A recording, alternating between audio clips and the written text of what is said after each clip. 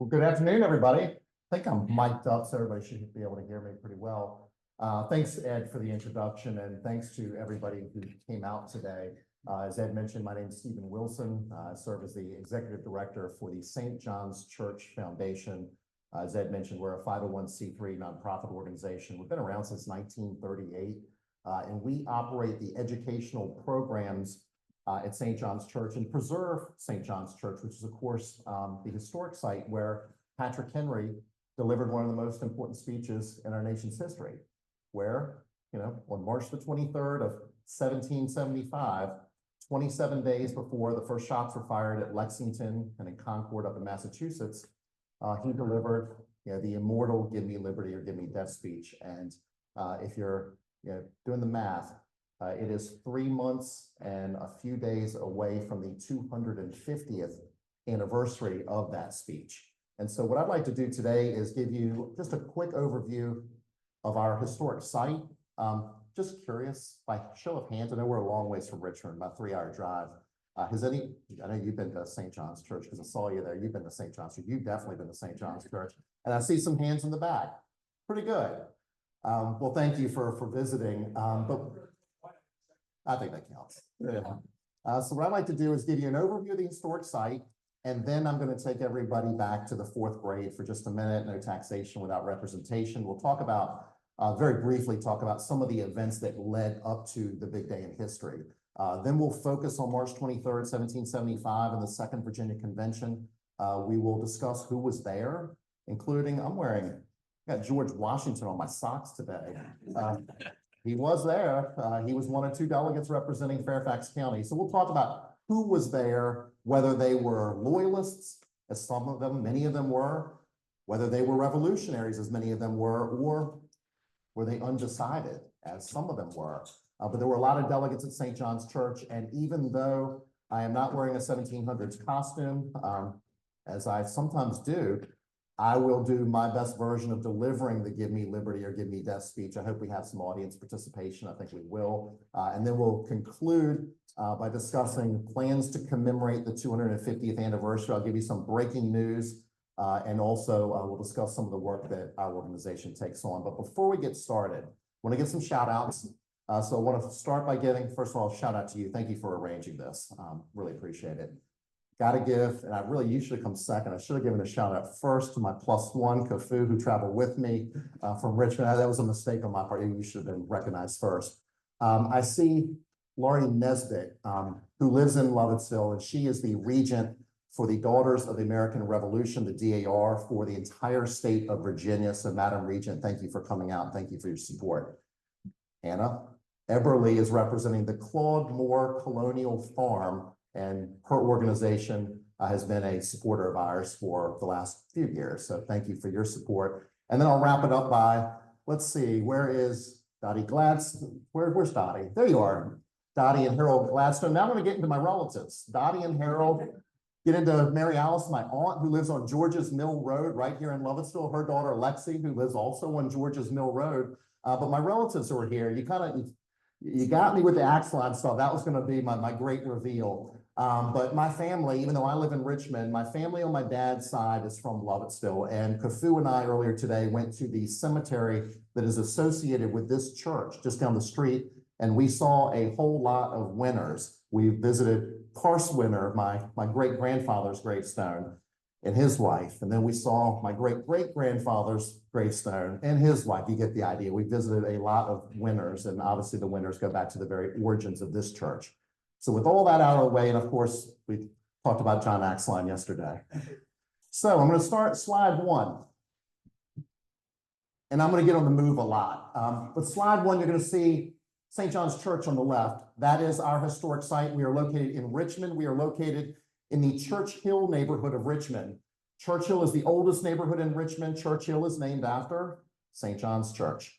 Richmond was founded in 1738. Construction on St. John's Church began shortly thereafter, and the doors to the church opened in 1741, making it, and it looked a lot different than that in 1741, but it made that church the oldest church in the city of Richmond. The photos that are on the right are of some of our actors. We have produced We do produce about 100 live theater reenactments every single year. Those reenactments feature 9 professional actors. And in case anybody can see, it is really snowing right now. I mean, really snowing. They closed the door before anybody could say. I swear it really is coming down hard right now. But we produce a lot of live theater reenactments that feature 9 professional actors in 1700s costumes that recreate what happened on the big day in history. Interestingly, we have between 35 and 40,000 visitors that come to our site every year. About 50% of those visitors come from outside of a 1 hour's drive to our historic site. So that's about roughly 20,000 tourist visitors. They come from around the state of Virginia, around the country, and they even come sometimes from other countries. And in the photo that is top right, that is a family that was visiting from Germany who came to our historic site last year. And I only included that photo just to show that, I mean, people internationally will come to our site because they want to visit the very place where Patrick Henry delivered his speech. Here you see a good overhead view of the church, which was taken by drone just a couple of years ago. I don't know if I'll be able to touch the screen, but I want to get on the move again. So you see the bell tower. That is not original to the church. That was installed in 1829. Now, behind the bell tower, you'll see a large section that is also not original to the church. It was an addition that was put on in 1772, 3 years before Patrick Henry delivers his speech. That addition will be very important to this discussion here. Behind that, going east-west, is the original structure of the church. That is your original 1741 structure. And behind that is a south-facing addition that was installed in 1905 to house the organ that was donated to the church. So you got the bell tower, not original, the large section of seating, which would include a balcony, which is the bulk of the seating. The church seats 325 people today. Behind that, your original structure. Behind that, a south-facing addition. Not only is the church the oldest church in the city of Richmond, but the public cemetery, which is long since filled, is the oldest public cemetery in the city of Richmond.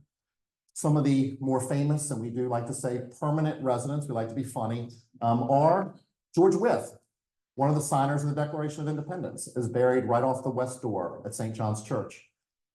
And Eliza Poe, who is the birth mother of Edgar Allan Poe. Some of you may know that while Edgar Allan Poe died and is buried in Baltimore, he grew up in Richmond.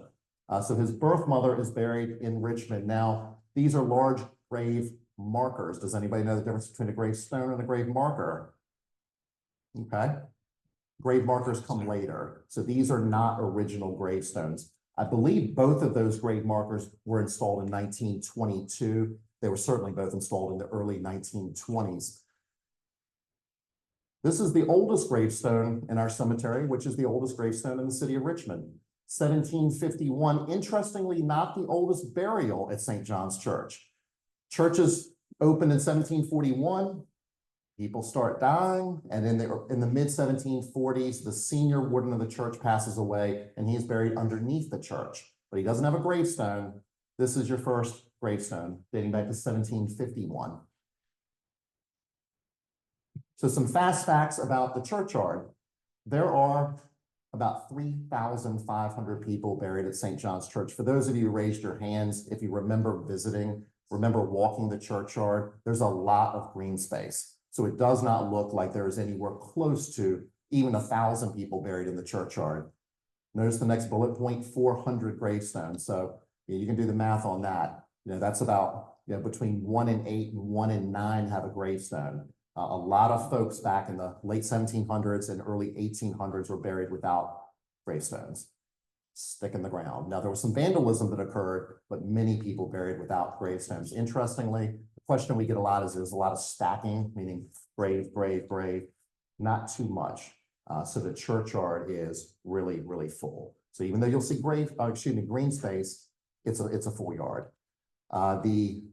Let's see, 85 soldiers who fought in the War of 1812 were buried at St. John's, and about 20 patriots who fought in the American Revolutionary War are also buried at St. John's Church.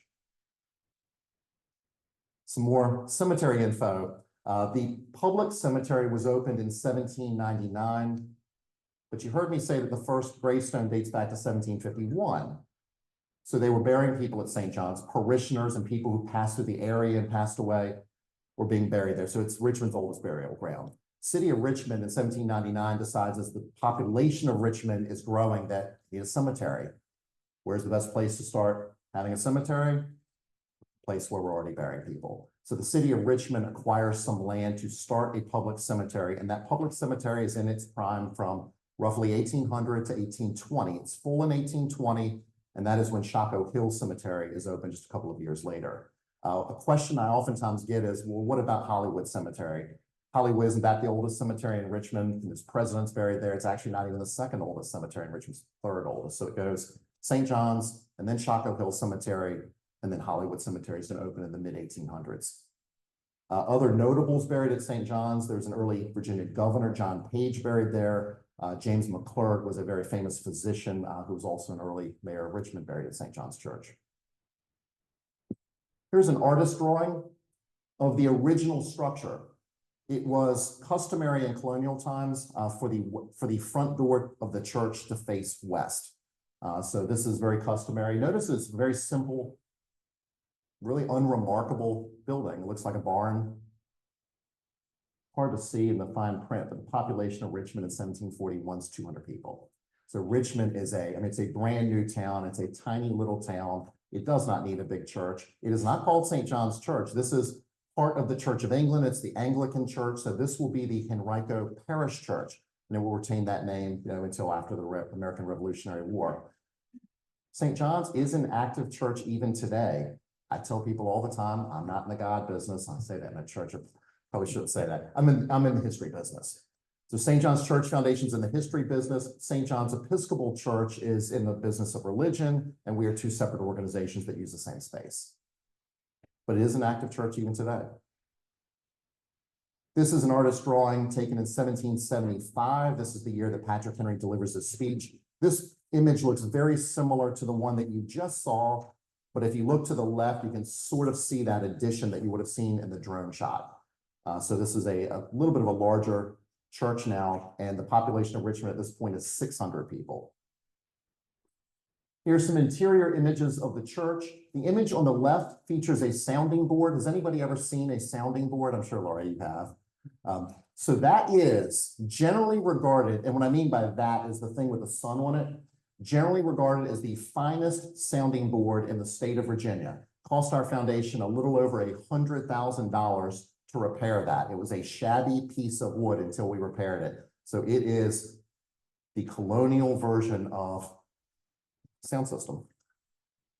And it's the most valuable thing in the church, one of the only original things still in that church. Now, the image on the right is a photo of a postcard taken from the 1940s. That's essentially what the church looks like today. And if I walked in today and saw that image, and that's basically what the church looks like. We have stained glass windows. They are not original to the church, but they are old. So I like to say they are part of the historic fabric of the church, and they date from 1880 to 1920. They are not Tiffany windows. That's a question we get a lot. They are of the Tiffany style. I would say every bit as good as a Tiffany, but Tiffany was not the manufacturer. Let's get into Patrick Henry. So this is a very famous image that dates to the 1870s. You can see it at the Library of Congress. It doesn't look like a church. You see a lot of tables. I don't see any pews. Notice that column right in the middle. It's hard to see, but you'll see a column there. And if you look over to the right, it looks like there's another column. And then there's a balcony up top. It looks like it might wrap all the way around the building. I will just say that this is not historically accurate. Those columns never existed in the church. That balcony never wrapped all the way around. But it's a very famous image, probably the most famous image of Patrick Henry delivering a speech. All right. No taxation without representation. We've all heard that probably 1,000 times. So I want to just very quickly go through the chronological events that led to March 23rd, 1775, starting with the Tea Act. May 10, 1773, the Tea Act is passed. It takes about a half a year till we get to December 16, 1773, and that's when the Sons of Liberty board the ships in Boston, and they dump 342 chests of tea in the Boston harbor in an event that we all know as the Boston Tea Party, an event that celebrated its 250th anniversary about a year ago. England is going to hear about what happened in Boston. And they are going to retaliate by passing, and Parliament's going to pass the coercive acts. In the colonies, they're going to call this the intolerable acts. And the intolerable acts are going to include the closing of the Port of Boston, which is going to have a detrimental effect for obvious reasons on the economy in Massachusetts. It's also going to include the Quartering Act. British soldiers are going to get sent over to Boston. They're going to get housed in private residences' homes. Obviously, the homeowner's not going to be very happy about this. You're going to have to feed these British soldiers. They're not going to be happy about this. So tensions are really ramping up in New England. And you're probably wondering, why the heck am I talking about Boston? What does it have to do with Virginia? What does this have to do with St. John's Church and Patrick Henry? Well, in Virginia, your elected leaders, the members of the House of Burgesses, are monitoring the situation up in Boston. And they're concerned about specifically the closing of the Port of Boston, because same thing could happen in Virginia with the closing of the Chesapeake Bay. And if the Chesapeake Bay gets closed, we can't send any agricultural products back to Europe. Tobacco, it's an agricultural economy. It would have a devastating effect on the economy in Virginia. So the members of the House of Burgesses are concerned. They're watching the situation, and they decide that in mid-1774, they're going to show their support for Massachusetts by having a day of support. They're going to pray. They're going to show their solidarity. They're going to fast. And then the royal governor of Virginia, who was actually the last royal governor, John Murray, the Earl of Dunmore, better known as, I see you nodding your head, Lord Dunmore. He's the bad guy in the story. He is going to retaliate against the members of the House of Burgesses by dissolving them as a legal body. This is going to happen in the summer of 1774. This is going to be less than a year before we get to St. John's Church. So this is pretty rash, by the way. The members of the House of Burgesses are dissolved. They decide that they are going to meet, not include the governor, but they're going to meet in a series of meetings that are called the Virginia Conventions. Have you folks heard of the Virginia Conventions? I can see a lot of nods. There are going to be 5 Virginia conventions. They're also referred to as the Virginia Revolutionary Conventions. The first one is going to be held where you see this photo down at Colonial Williamsburg. You can go there today. It's the Raleigh Tavern. At the first Virginia Convention, Peyton Randolph from Williamsburg is going to be named the president of the convention. I believe 28 delegates attended. I might be off on that number by a little bit, but it wasn't a particularly well-attended convention. And then if we move forward a few months, we're going to get to the second Virginia Convention. That's going to be the one that everyone knows because that's the one that's going to be held at St. John's Church. It's actually a full week convention dating from March the 20th through to the 27th. The big day in history is going to be March 23rd. Now, we all know Henry's going to say, give me liberty or give me death. But before that happens, in the morning, Patrick Henry is going to propose a resolution. And he's going to say, resolve therefore that this colony be immediately put into a posture of defense, that a committee be appointed to prepare a plan for embodying, arming, and disciplining such a number of men as may be sufficient for that purpose. Patrick Henry is going to propose a resolution for Virginia to establish a militia to defend and position the colony for readiness for war against some other country. As John Kukla, some of you may have heard that name, he wrote the authoritative biography of Patrick Henry.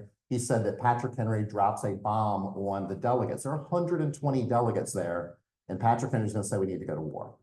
And this is 27 days before the first shots are fired at Lexington and Concord. We like to say that it was at St. John's Church where liberty found its voice, or where the spark for the American Revolution occurred. So you've got delegates like George Washington who are going to be for this resolution. You're going to have delegates, many delegates who are going to be against this resolution. You're going to have some who are going to be undecided, 120 delegates there. And then they're going to argue it out. So there's going to be for and against. Interestingly, why did they meet at St. John's Church? Well, remember, there's this big addition put on in 1772. St. John's Church becomes the largest building in the colony of Virginia west of Williamsburg. So it can accommodate the 120 delegates who come. The rector of the church, think that this is the Church of England. This is the Anglican Church. The rector of the church is a representative of England, but he is known as the Patriot Parson. Reverend Miles Selden allows them to meet there. He's sympathetic to the cause. So he says, hey, revolutionaries, you can come to St. John's or Henrico Parish and you can have your convention. And then reason number 3 is that there is distance between Williamsburg and Richmond, about 50 miles, and that will allow the delegates a bit of security in case Lord Dunmore sends the redcoats in, which ultimately doesn't happen. So for all of those reasons, St. John's is an ideal meeting location. So who was there? Well, you know that the guy that's on my socks was there, George Washington. He is one of 2 delegates that is representing Fairfax County, and he is going to be for Patrick Henry's resolution to arm. Thomas Jefferson is going to be representing Albemarle County. He's also going to be for the resolution. Edmund Pendleton, maybe some of you know that name. He's going to be representing Caroline County. He will be very much against the resolution. As he was in the first Virginia Convention, Peyton Randolph, he will be the president of the second Virginia Convention. Robert Carter Nicholas is the treasurer of the colony of Virginia. He's going to be against. Richard Henry Lee, of the famous Lee family who lives at Stratford Hall down in Westmoreland County, will second the resolution. So he is going to be on Henry's side all the way, as will Thomas Nelson. Benjamin Harrison will be against. Richard Bland is for. And on my mom's side of the family, not my Lovettsville side, but my 6th great grandfather, John Tabb, who probably nobody's ever heard that name. He's one of 2 delegates representing Amelia County, just west of Richmond. I always include him in the presentation, for personal reasons. Loudoun County has 2 delegates. Now, I'm not an expert on this, but Loudoun County has 2 delegates at the convention. At the first Virginia Convention, they actually had 3. But Francis Payton and Josiah Clapham, I hope I'm pronouncing that name correctly, are the 2 delegates from Loudoun County who are there at the second Virginia Convention, and were present when Patrick Henry delivered a speech. I know nobody can see the fine print, but this is a list of all 120 delegates who were there. All right. I'm not wearing a 1700s costume, but can you be the president of the convention? Can you do that? Okay. So as the president of the convention, if the audience gets rowdy, you've got to call the convention to order. That's your role as president. And right. And you've got to give me the floor so that I can give my speech. And so what I would ask is, don't yell things. Don't distract me. I'm not an actor. Don't throw tomatoes. If I say something that you like, well spoken. That's appropriate for the 1700s. Here, things like that. Don't start yelling off of his head and stuff like that, because it'll mess me up. All right, good. We don't have 120 here, but I think we'll have some some revolutionaries. We'll have some loyalists, and maybe some folks who are undecided. But Mr. President, may I have the floor? The gentleman has the floor. Thank you, Mr. President. I'm sure that I'll have a light in my eyes. No man thinks more highly than I do of the patriotism as well as the abilities of the very worthy gentleman who have just addressed this House. But different men oftentimes see the same subject in different lights. So I shall hope that it not be thought of as disrespectful to those gentlemen if, entertaining as I do, opinions of a character very opposite to theirs, I shall set forth my sentiments freely and without reserve. This is no time for ceremony. The question before this House is one of awful moment to our country. For my own part, I shall consider it as a question of freedom or slavery. And in proportion to the magnitude of the subject, ought to be the freedom of the debate. It is only in this way in which we can hope to arrive at the truth and to fulfill our great responsibility to God and to this country. Shall I hold back my opinions at such a time as this for fear of giving offense? I shall consider myself as guilty of treason towards my country and an act of disloyalty against a magistrate of heaven, who I revere above all earthly kings. Mr. President, it is natural for man to indulge in the illusion of hope. We are apt to shut our eyes against a painful truth and listen to that song of the siren until she transforms us into beasts. But is this the part of wise men engaged in an arduous struggle for liberty? Are we disposed to be among the number of those who, having eyes, see not, and having ears, hear not? Those things which so nearly concern our temporal salvation. For my own part, Whatever anguish of spirit it may cause, I am willing to know the whole truth, to know the worst, and to provide for it. I have but one lamp by which my feet are guided, and that is the lamp of experience. I know of no way of judging the future, but by the past. And judging by the past, I shall know what there has been within the conduct of the British ministry within the last 10 years that justify these hopes with which men solace themselves and this house. Could it be that insidious smile by which our petitions have been so lately received? Trust it not. Shall prove a snare unto your feet. Suffer not yourselves to be betrayed with a kiss. Ask yourselves how this gracious reception comports with these warlike preparations which cover our waters and darken our lands. Are fleets and armies necessary for a work of love and reconciliation? Have we shown ourselves so unwilling to be reconciled that force must be called in to win back our love? I beseech you, gentlemen, these are the implements of war and subjugation, the last arguments to which kings resort. And I ask you, gentlemen, what means this martial array if its purpose not to be to force us into submission? Can gentlemen assign any other motive for Great Britain in this quarter of the world to call for this accumulation of armies and navies? No, sir, she has none. They were meant for us. They could be meant for no other. They were sent to bind and rivet upon us the chains with which the British ministry has been so long forging. And what are we to oppose them? Should we try argument? We've been trying that for the last 10 years. What have we new to offer upon the subject? Nothing. We have held the subject up to every light by which it is possible, and it has all been in vain. Shall we resort to entreaty and humble supplication? But what terms shall we find that have not already been exhausted? I beseech you, gentlemen, we have tried everything to avert this storm that is now coming on. We have petitioned, we have remonstrated, we have supplicated, and we have prostrated ourselves before the throne to arrest its interposition into the tyrannical hands of the ministry and parliament. Our petitions have been slighted. Our remonstrances have produced additional violence and insult. Our supplications have been disregarded, and we have been spurned with contempt at the foot of the throne. There are no longer any English, no Scots, no Britons, only a set of wretches, sunk in luxury, cowards, who can no longer look the brave Americans in the face.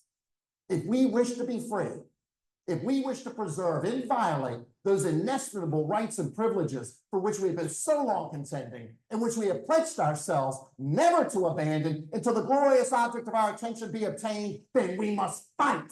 I repeat it, we must fight and appeal to arms and to the God of hosts is all that is left us.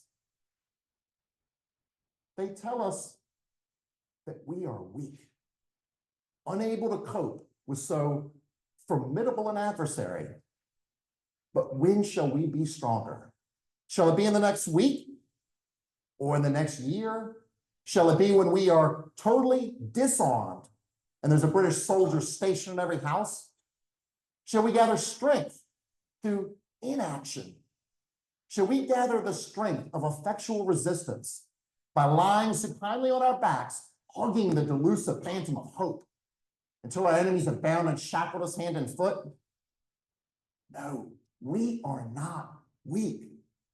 If we make a proper use of those things which the God of nature hath placed in our power, 3 millions of people armed and in the holy cause of liberty, and in such a country as to which we possess shall be invincible by whatever force our enemies may send against us.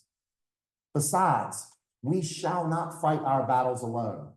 There is a just God who will raise up forces to fight our battles for us. The battle is not to the strong alone. It is to the active, vigilant, the brave. Besides, we have no election. Even if we were base enough to desire it, it is already too late to retire from the contest. Our chains are forged. They're clanking to be heard upon the plains of Boston. The war is inevitable. And let it come. I repeat it, let it come. It is in vain to extenuate the matter. Gentlemen might cry, peace, peace, but there is no peace. The war has actually begun.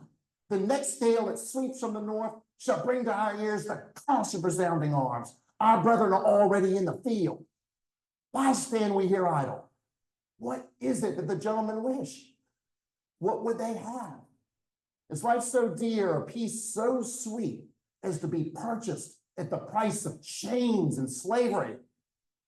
Forbid it, Almighty God. I know not what course others may take, but as for me, give me liberty or give me death.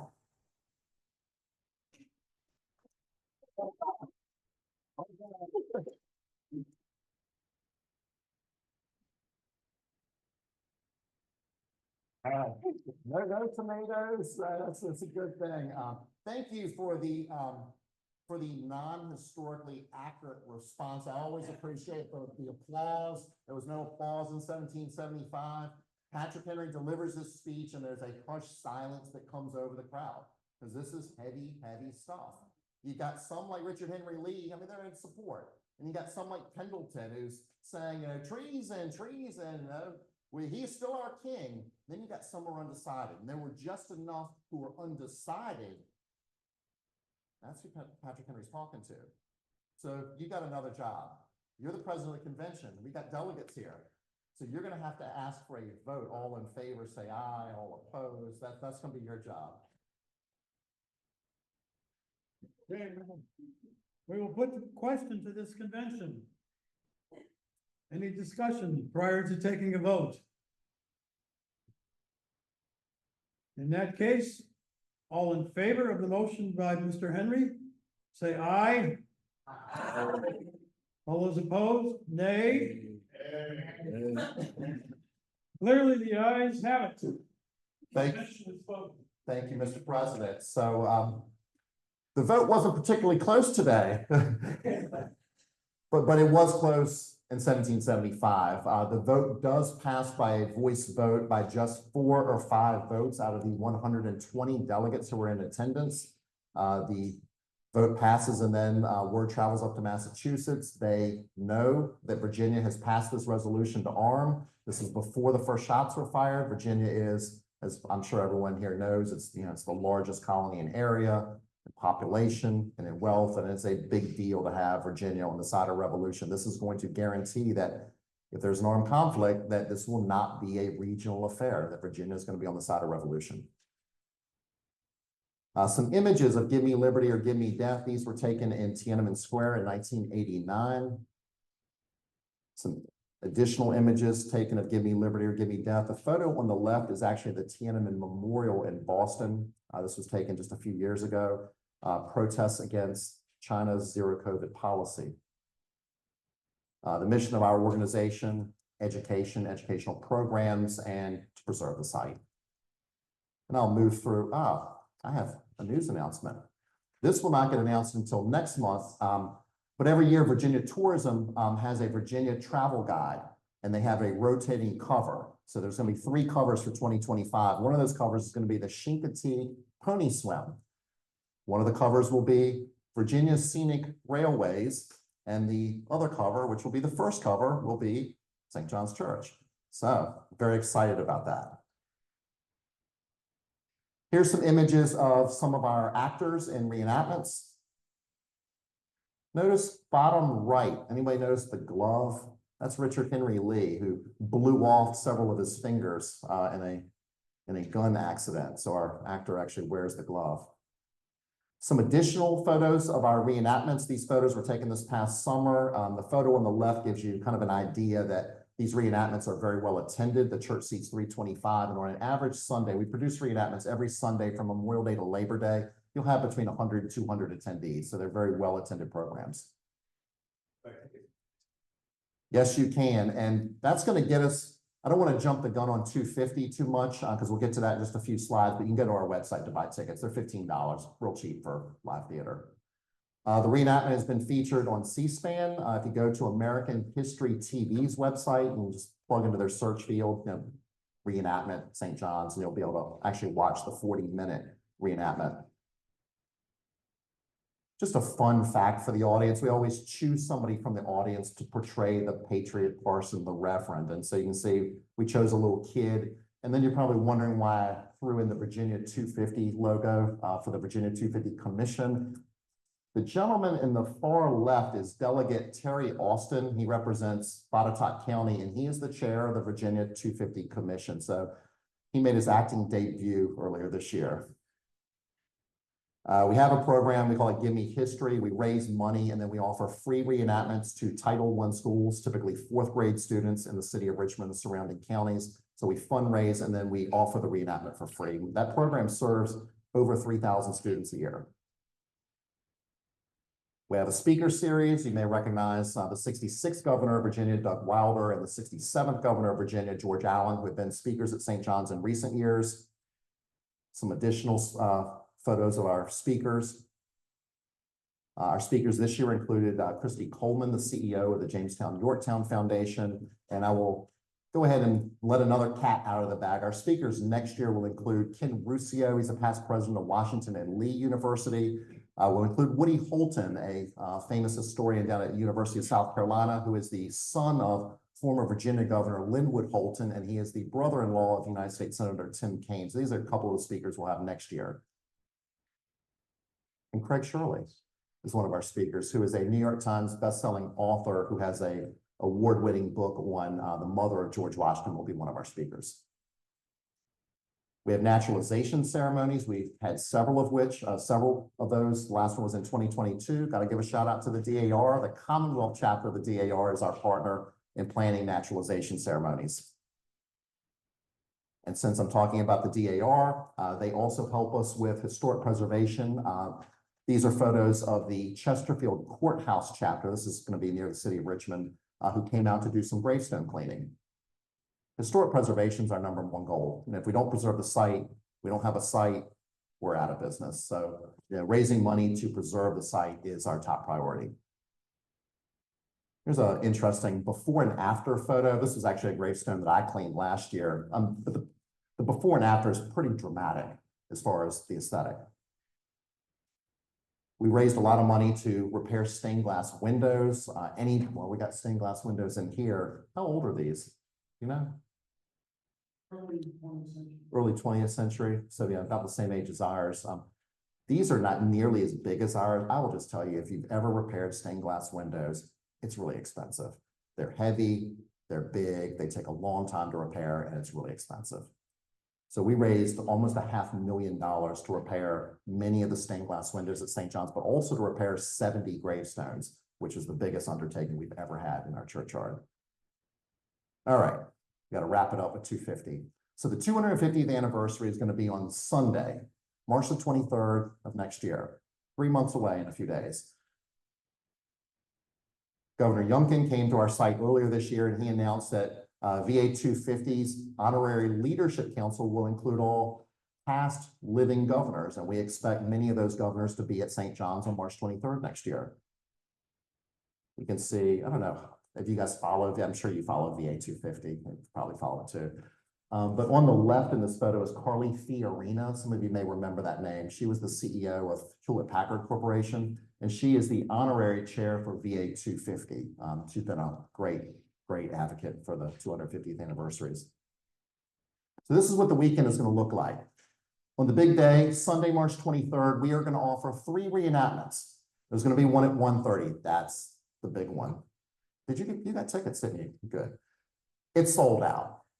However, you'll have a ticket. VA250.org, anybody with an internet connection can watch the reenactment. You're going to want to do that, because I got another announcement coming. 3:30 reenactment's already sold out. There's another reenactment at 5:30, which we still have tickets for. So you can come down to St. John's on the big day. As I mentioned, the first reenactment's going to be streamed. The first reenactment will be introduced by a celebrity. We have not announced this to the public. You're going to hear in just a second. We don't get to announce this until next month. It's going to be big. And portraying the Reverend Miles Selvin, the Patriot Parson, will be at the 1:30 show, Dr. Ed Ayers. Maybe some of you know that name. He's past, okay, nodding your heads, past president of the University of Richmond.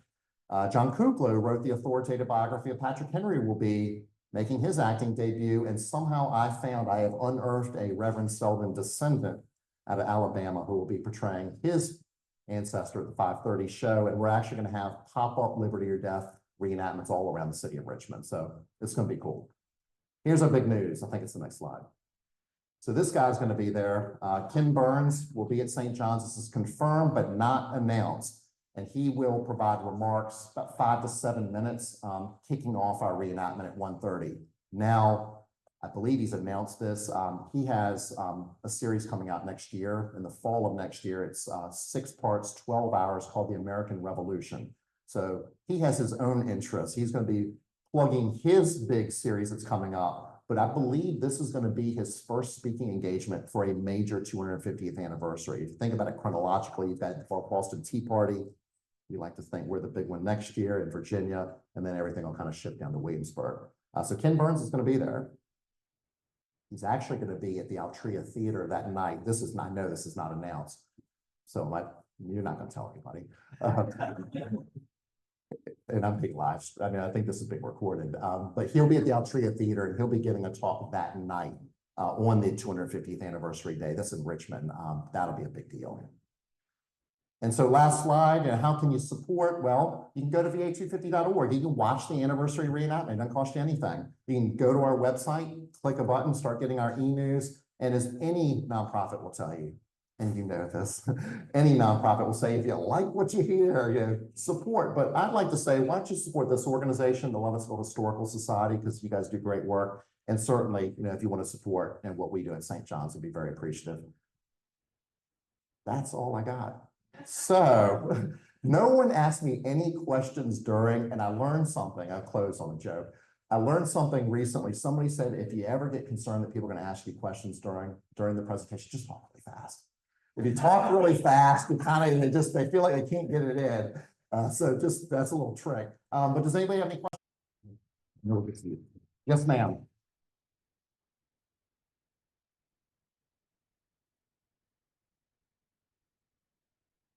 Yes, that's a good question. So the original church was that, kind of east-west barn. I don't know the exact number, but it would not have been many. I can't imagine it would have seated more than about 100 people or so. Once that addition was put on, the church could seat 325 or very close to that number. The south-facing addition is where the choir sits now. We don't use those as seats for the church, so I don't count those. You could put some people back there. Hopefully that answers your question. I don't have an exact number, but I would say not even 100 in the original structure. That actually only is the first 2 pews is in the original structure, so it's not very big. Yes, ma'am. Yes. The population, men, women, children, enslaved. Did you say 3 million? In your speech, you talked about 3 million souls. No.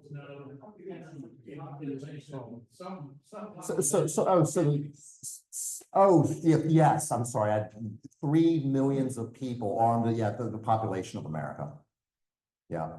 And then the population, since we're talking populations, of Richmond would have been 200 at the time the church was open, but the addition was put on about 30 years later and it got to 600. So Richmond was really small.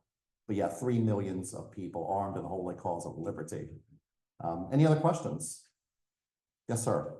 I read somewhere that nobody actually wrote down the words of the speech, and so how do you know what Good question.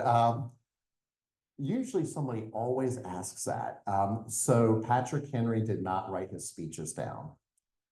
He spoke it, what's that word, extemporaneously? I think I got that right. So how do we know what he said? Well, he had a biographer about 30 years after the speech was written who went and interviewed people who were there. And there's a lot of letters that say he said this or he said that. And so William Wirt in the early 1800s, his first biographer, Patrick Henry, cobbled together the speech. So what you heard is certainly not word for word what Patrick Henry said, but it's the gist. Does that answer? Okay, that's a great question. Yeah, it gets it close. Yes, ma'am. So that's a good question. So Patrick Henry, at the time of the speech, is going to be 38 years old. He's an attorney.